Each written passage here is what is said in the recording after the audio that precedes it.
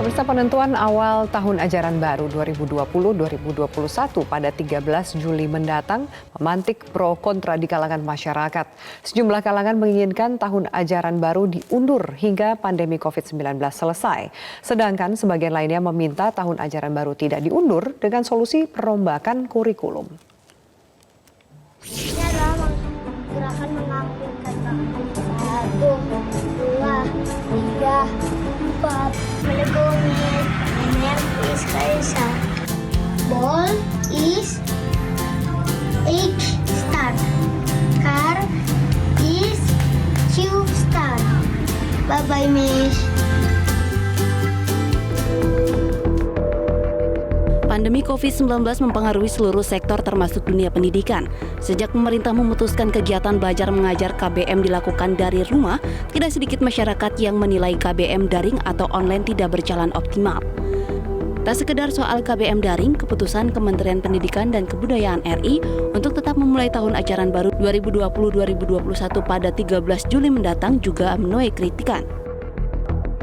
Kalau Kementerian Pendidikan dan Kebudayaan tetap memaksakan kalender pendidikan yang sudah disusun dengan tanggal 30 Juli sebagai hari pertama masuk adalah satu bentuk kebijakan yang tidak memiliki sense of crisis. Pertama, kita tidak tahu apakah bulan Juli itu corona itu sudah hilang dari ranah kita belum.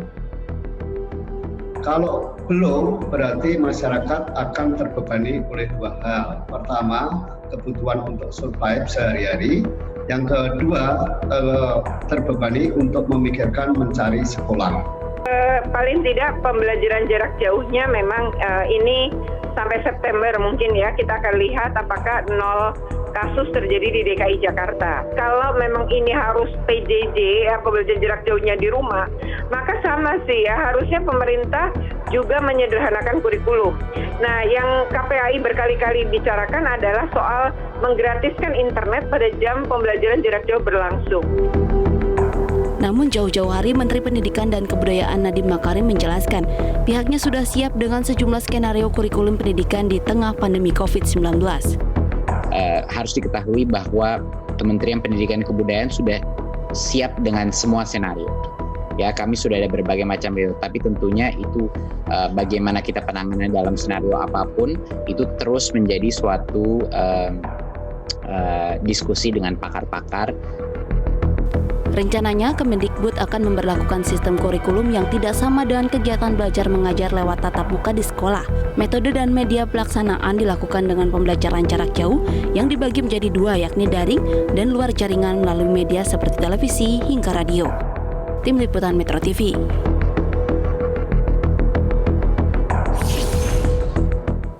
Lalu bagaimana skema tahun ajaran baru 2020-2021 yang diarahkan Kementerian Pendidikan dan Kebudayaan kepada sekolah dan para guru? Dan seperti apa konsep new normal yang akan diterapkan pada proses belajar mengajar nantinya? Sudah bergabung dari luar studio Wasekjen Federasi Serikat Guru Indonesia Satriwan Salim. Mas Satriwan, selamat malam. Selamat malam Mbak Afi, Assalamualaikum warahmatullahi wabarakatuh. Waalaikumsalam warahmatullahi wabarakatuh. Mas Satriwan, bagaimana FSGI menyikapi keputusan Kemendikbud yang akan memulai tahun ajaran baru 13 Juli mendatang? Apakah Anda setuju dengan pro kontra masyarakat nih? Ada yang mengatakan lebih baik diundur atau mengatakan tidak diundur tapi kurikulum dirubah, atau ada standing position yang lain? Oke, terima kasih Mbak Afi. Secara resmi, sikap FSGI kemarin juga kami sudah sampaikan ke kawan-kawan media berupa rilis. Yang pertama adalah mengenai tahun ajaran baru. Jadi kita harus membedakan tahun ajaran baru dimulai itu sesuatu hal yang berbeda dengan membuka sekolah kembali atau menormalkan sekolah kembali. Itu hal yang berbeda. Jadi bagi FSGI, tahun ajaran baru bisa kita mulai di pertengahan Juli 2020 ini, tetapi mengenai pembukaan sekolah kembali, FSGI meminta kepada pemerintah, dalam hal ini Kemendikbud dan Kementerian Agama, untuk berpikir ulang gitu, jangan tergesa-gesa. Nah, oleh karena itu, opsi PJJ diperpanjang itu bisa jadi opsi yang terbaik kan, karena kita lihat data menunjukkan misalnya sudah ada 14 anak yang meninggal positif COVID kan begitu data dari IDAI misalnya, dan ada sudah ribuan yang masuk kategori PDP untuk usia anak kan begitu. Nah bayangkan Mbak di satu sekolah itu yang hadir setiap hari SMP misalnya atau SMA juga SMK itu bisa sampai 1.000 ya kan, siswa 3 angkatan.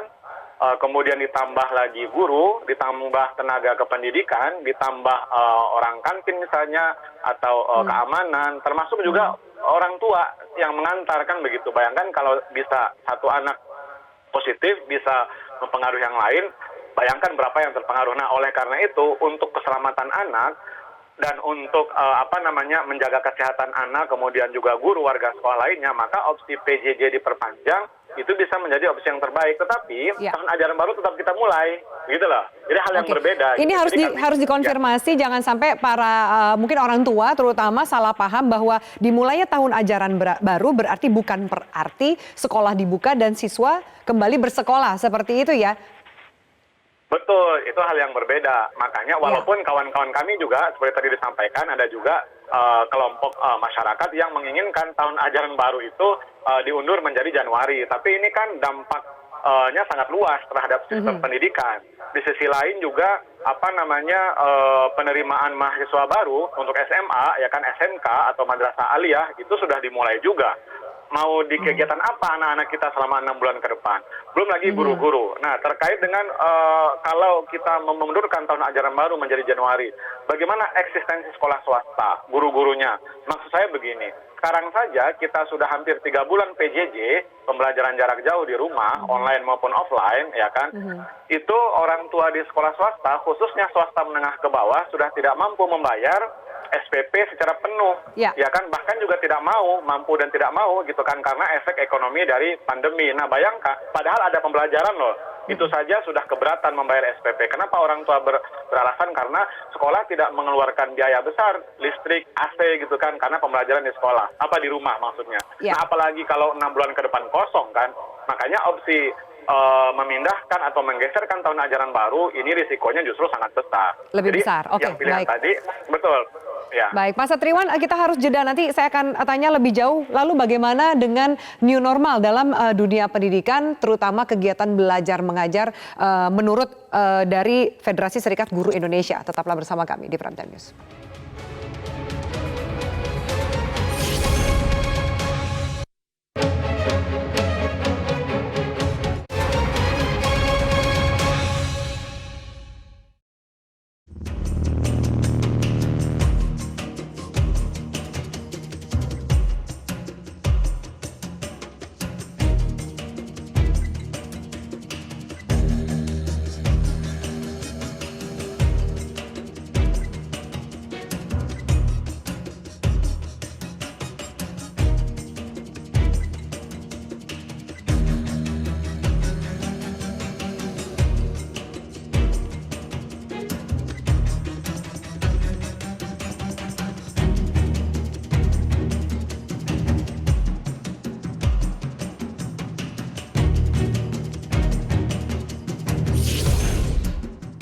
Baik, pemirsa, kita lanjutkan. Pak Satriwan, kita melanjutkan tadi diskusinya. Ini banyak keluhan dari murid maupun orang tua yang terbebani dengan kegiatan dan tugas sekolah yang tanda kutip belum normal. Tapi sebenarnya termasuk juga ada petisi yang mewakili kekhawatiran orang tua jika anak mereka harus masuk sekolah. New normal yang akan terjadi ke depan di dunia kegiatan belajar mengajar, dunia pendidikan itu akan seperti apa sih? Iya, jadi memang jika desainnya adalah PJJ diperpanjang, misalnya Menteri Pendidikan dan Menteri Agama memutuskan hal tersebut, tentu kita belum merasakan new normal itu ya, karena PJJ masih terlaksana. Tetapi catatan yang mesti diberikan terhadap perpanjangan PJJ adalah pertama, harus ada evaluasi besar-besaran dari Kemdikbud termasuk dengan Kemenak terhadap pelaksanaan PJJ selama kurang lebih 3 bulan ini. Mbak Afi, kita tahu PJJ selama kurang lebih 3 bulan ini ada 2, ya kan? Ada yang daring atau online, kemudian ada yang luring. Nah, yang relatif lebih banyak tantangan adalah yaitu guru-guru kami, kawan-kawan kami, mereka mengajar PJJ secara luring atau offline itu, ya kan? Kenapa offline? Karena siswanya tidak memiliki gawai. Kenapa offline? Karena orang tua siswa juga tidak memiliki kuota. Bahkan di daerahnya tidak ada jaringan listrik, juga tidak ada jaringan internet. That's why makanya guru-guru datang ke rumah. Misalnya kawan-kawan kami dari Serikat Guru di Kabupaten Bima itu, salah satu kecamatan, beliau datang justru ke rumah siswa gitu kan, kebetulan SMK negeri gitu, mengajar. Dan itu tidak bisa tiap hari. Dan bahkan karena ekonominya yang menengah ke bawah, para orang tuanya, kawan-kawan kami ini, Serikat Guru di Bima ini memberikan bantuan sembako gitu. Nah, ini kan menjadi perhatian dari pemerintah, harus segera diperbaiki pelayanan gitu. Nah, kemudian terkait dengan PJJ online atau daring, ini juga harus ada perbaikan. Kajian dari FSGI bersama KPAI sekitar 3 minggu lalu kami sudah sampaikan di depan Kemdikbud dan di depan Menteri Agama, termasuk Dinas Pendidikan dan Kanwil Kementerian Agama, bahwa ada semangat dari kawan-kawan guru kita, ya kan 58% dan 67,8%, mereka memiliki semangat walaupun di tengah keterbatasan gitu. Nah, jadi mereka berharap diberikan pelatihan-pelatihan agar pengelolaan PJJ ke depan itu bisa lebih bermakna dan membahagiakan anak kita, ya kan? Ya. Karena tadi anak-anak jangan sampai stres juga dengan PJJ, tapi kami membayangkan akan lebih stres lagi, akan lebih tertekan lagi kalau nggak ada kegiatan selama 6 bulan ke depan kan? Ya. Dan justru itu berpotensi untuk melakukan kegiatan atau tindakan negatif gitu. Jadi harus ada perbaikan, evaluasi besar-besaran dari pemerintah pusat. Betul, itu yang belum dilakukan gitu. Baik, itu yang kita tunggu ya, evaluasi seperti apa, karena Menteri Pendidikan mengatakan juga mereka sudah siap dengan semua skenario. Kita nantikan nanti bagaimana tanggal 13 Juli mendatang. Terima kasih banyak Satriwan Salim dari Federasi Serikat Guru Indonesia. Silakan okay. Pak Satriwan. Ya, tapi kami mendapatkan informasi dari Dirjen PAUD dan Pendidikan Menengah, Pak Hamid Muhammad. Rencananya minggu depan Mas Menteri Kemdikbud, Mas Nadiem akan menyampaikan bagaimana skenarionya, apakah semuanya dibuka atau di zona hijau saja atau bertahap atau bagaimana, kita tunggu pernyataan Mas Menteri minggu depan. Oke, baik. Terima kasih banyak. Semoga diskusi ini bermanfaat. Wasekjen Federasi Serikat Guru Indonesia Satriwan Salim, terima kasih atas keterangannya di Prime Time News. Dan pemirsa, sebagai bentuk kepedulian dalam penanganan COVID-19, Media Group membuka dompet kemanusiaan Media Group yang akan disalurkan kepada tenaga medis serta masyarakat yang terdampak pandemi COVID-19. Berikut adalah jumlah donasi yang telah terkumpul hingga pukul 18 sore ini.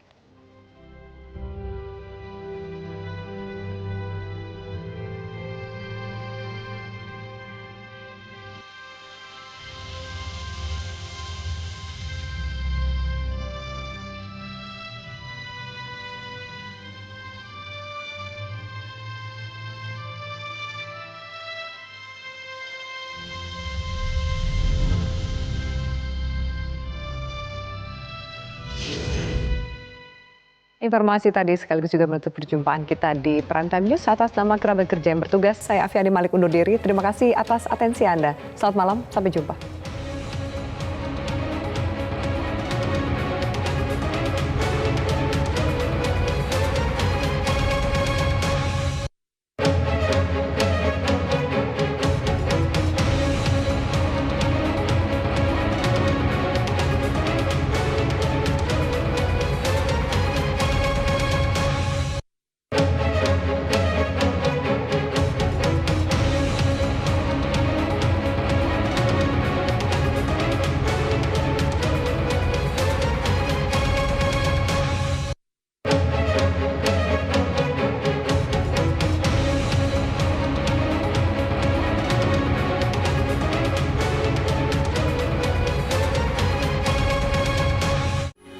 Metro TV, knowledge